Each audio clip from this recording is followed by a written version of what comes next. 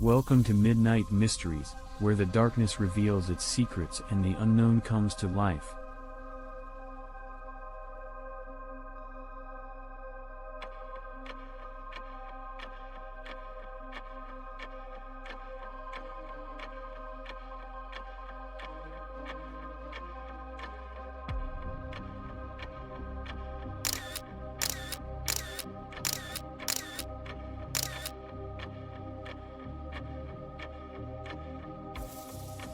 Prepare to embark on a journey of enigmas and eerie tales, as we delve into the world of unexplained phenomena, haunted locations, and encounters with the supernatural.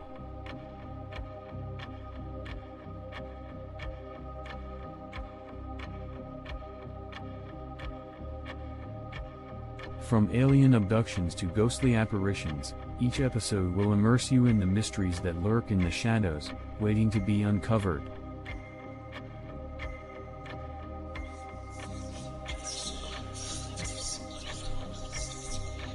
Be prepared to experience the unexplained, the chilling, and the extraordinary. Open your mind to the mysteries that lie beyond the veil of reality. Subscribe now, and join us as we venture into the realm of Midnight Mysteries. Midnight Mysteries, where the clock strikes 12, and the unknown awakens. Welcome to the darkness. In the quiet city of Tucson, Arizona, the year was 1977, and the unassuming life of Charles C. Morgan was about to be thrust into the spotlight. A 29-year-old escrow agent, known for his dedication to his work and loving family, disappeared without a trace, leaving his loved ones and the community in shock. It all began on March 22, when Charles left his home, seemingly heading to his escrow company, as he did on any other workday. However, he never arrived at his destination. Panic set in as his family and friends frantically searched for any sign of him. Flyers with his photograph adorned the city, and missing person reports flooded the local news.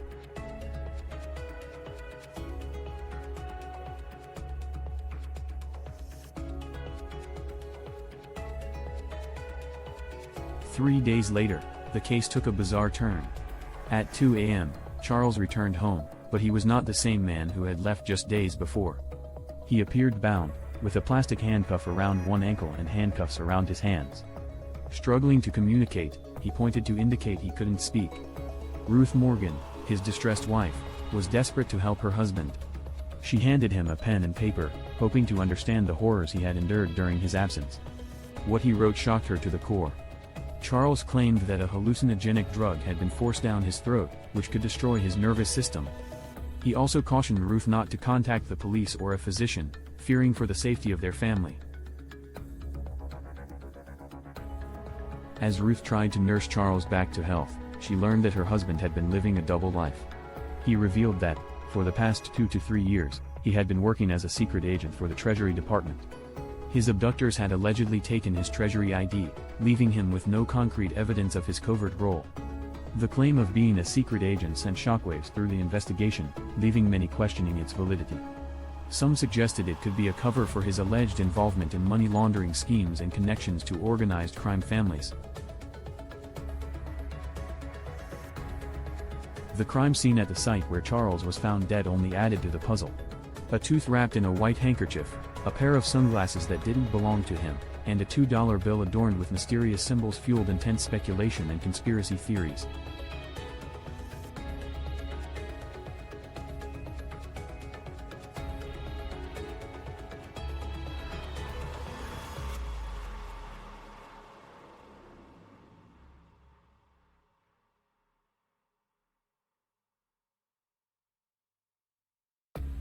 Amateur sleuths and armchair detectives delved into the enigmatic clues, with some suggesting hidden messages and encoded meanings. Online forums buzzed with discussions, each person trying to unlock the secrets that Charles left behind.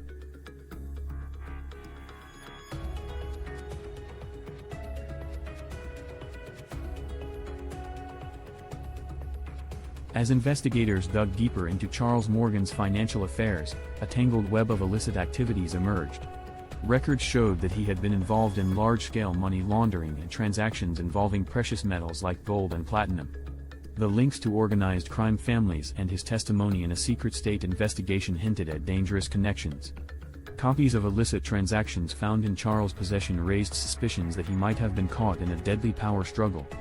Some theorized that the intricate paper trails he maintained were meant to protect him, while others believed they might have sealed his fate. The case of Charles C. Morgan sent shockwaves through the investigative community, particularly after Don Devereux, a journalist covering the story, received chilling warnings from alleged CIA sources. These threats suggested that powerful figures wanted the truth buried, and anyone uncovering it might face retaliation. The suspicious death of Doug Johnston in Phoenix, with eerie similarities to Charles' case, only deepened the mystery. Speculation about a potential cover-up and attempts to silence those seeking answers reached a fever pitch.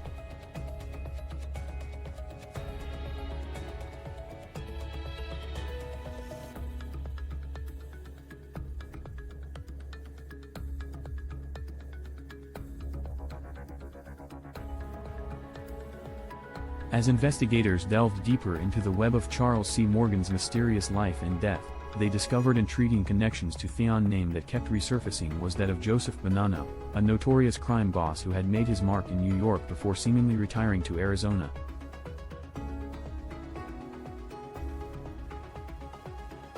Chapter 8: From New York to Arizona.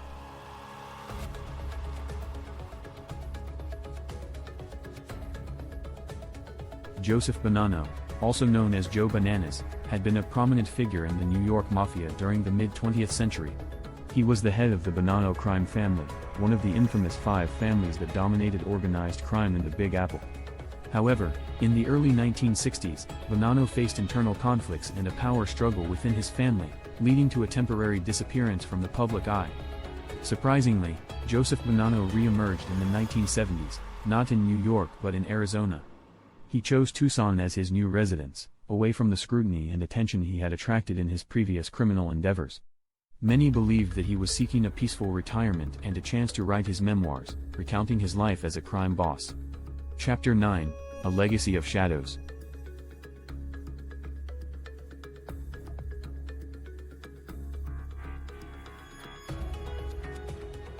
Despite Joseph Bonanno's claims of retirement and a quiet life in Arizona, whispers of his past and possible continued involvement in illicit activities. Some speculated that the warm climate and unique state laws regarding land transactions made Arizona an attractive destination for organized crime figures seeking anonymity and opportunities for money laundering. Charles C. Morgan's possible involvement with Joseph Bonanno's crime family further fueled suspicions. The possible real estate escrow work that Charles had done for the Mafia family raised questions about his potential knowledge of money laundering schemes and illegal transactions involving precious metals. Did Charles know too much, putting his life in danger? Theories began to emerge, suggesting that Charles C. Morgan's death might have been connected to Joseph Bonanno and his criminal associates. Some speculated that Charles could have been killed to protect the secrets of the crime family or as part of a deadly power struggle within the underworld. The strange clues left at the crime scene, the cryptic references to the Bible verse Ecclesiastes 12, and the mysterious $2 bill with Spanish names and a map all pointed to something deeper and more sinister. Could they be messages from the shadows, left behind by those who wanted to ensure the truth remained buried forever? Chapter 11: Unanswered Questions. As investigators pieced together the puzzle, they encountered more questions than answers. Did Joseph Bonanno's presence in Arizona hint at a hidden criminal empire that extended beyond his supposed retirement? Was Charles C. Morgan a pawn in a larger game, caught between the dangerous world of organized crime and a secret life as a government agent? Decades after Charles' death, the legacy of Joseph Bonanno and the unanswered questions surrounding the case continue to haunt those who seek the truth. Is it possible that the enigmatic crime boss managed to keep some profitable criminal enterprises going, even as he portrayed himself as a reformed man? The death and disappearance of Charles C. Morgan remain one of Arizona's most enduring unsolved mysteries.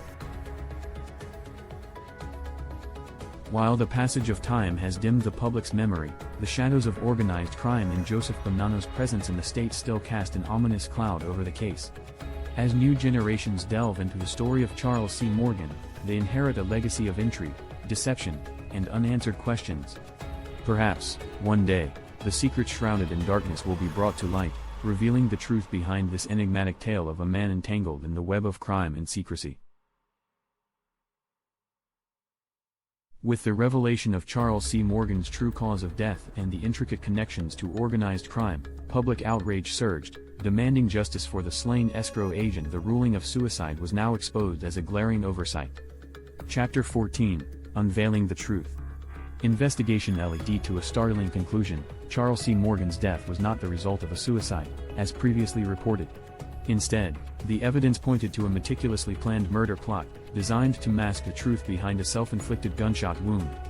There's compelling evidence that indicated Charles had indeed stumbled upon dangerous secrets related to organized crime and money laundering in Arizona. His status as a potential witness in a state land fraud case and his alleged involvement in high-stakes gold and platinum transactions seem to have put him in the crosshairs of powerful figures. The focus now shifts towards identifying those responsible for Charles C. Morgan's death. As the sun sets over the quiet city of Tucson, Arizona, let us remember that even in the darkest of nights, the truth will always emerge, casting a guiding light on the shadows that try to obscure it.